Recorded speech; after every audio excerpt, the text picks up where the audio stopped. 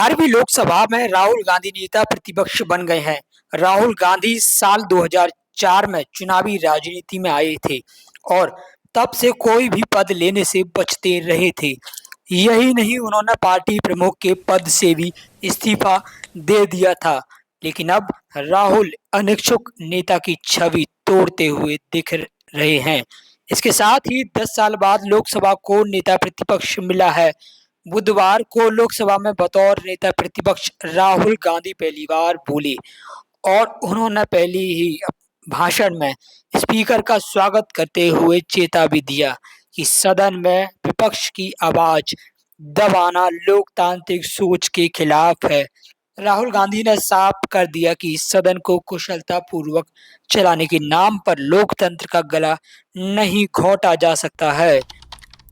उन्होंने कहा, जाहिर है कि सरकार के पास राजनीतिक शक्ति है, लेकिन विपक्ष भी भारत के लोगों की आवाज का प्रतिनिधित्व कर रहा है।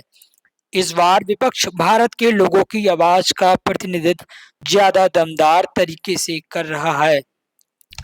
स्पीकर महोदय, विपक्ष आपको संसद चलाने में पूरी मदद करेगा। हम चाहेंगे कि सदन सुचारू तरीके से और अच्छे से चले। ये बहुत जरूरी है कि विश्वास पर आधारित सहयोग हो। यह बहुत जरूरी है कि विपक्ष की आवाज संसद में सुनाई दे। बहुत जरूरी है कि विपक्ष की आवाज को इस सदन में पर्याप्त जगह दी जाए।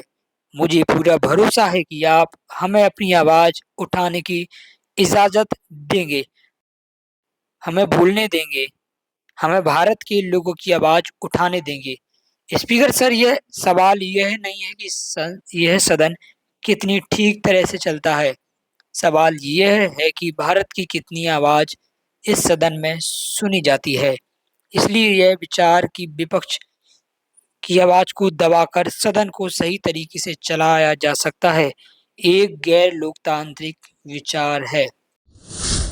बीते 2 चुनाव में कांग्रेस के पास संसद का 10% सीट शेयरिंग भी नहीं था। ऐसे में कांग्रेस सदन में विपक्ष की नेता के तौर पर अपनी दावेदारी पेश ही नहीं कर पाई थी। लेकिन इस बार कांग्रेस के पास 99 सीट हैं। इसके साथ ही राहुल गांधी ने संसद में पहली बार संवैधानिक पद लिया है। साल 2019 में जब कांग्रेस लोकसभा चुनाव में हारी तो राहुल गांधी ने इस हार की जिम्मेदारी लेते हुए कांग्रेस अध्यक्ष पद छोड़ दिया था और 5 साल तक कोई भी पद लेने के लिए तैयार नहीं हुए थे। 5 सालों तक इस बात पर अड़े रहने के बाद अब इतने सालों में पहली बार राहुल गांधी कोई यह पद लेने को तैयार हुए हैं। बड़ा सवाल, राहुल गांधी की विपक्ष के नेता के तौर पर जिम्मेदारी क्या होगी? संसद में विपक्ष के नेता की भूमिका बेहद अहम होती है। संसद में सभी विपक्षी दलों की आवाज तो बनते ही हैं, साथ ही उनके पास अपनी शक्ति और विशेषाधिकार होते हैं।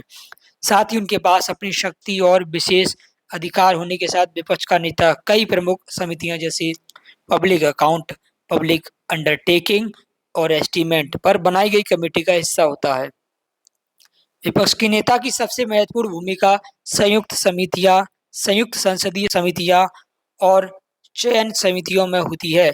ये चयन समितियां प्रवर्तन निदेशालय यानी ईडी, केंद्रीय जांच ब्यूरो यानी सीबीआई, केंद्रीय सतर्कता आयोग, केंद्रीय सूचना आयोग, लोकपाल, साथ ही चुनाव आयोग और राष्ट्रीय मानव अधिकार आयोग के अध्यक्ष जैसे बेहद महत्वपूर्ण पदों की नियुक्ति करती है। विपक्ष का नेता एक कैबिनेट रैंक का पद है जिसके पास अपने भत्ते हैं। इस पद पर जो भी व्यक्ति होता है उसे संसद सदस्यों के वेतन भत्ते और पेंशन अधिनियम 1954 की धारा 3 में दर्ज वेतन और हर दिन के भत्ते दिए जाते हैं।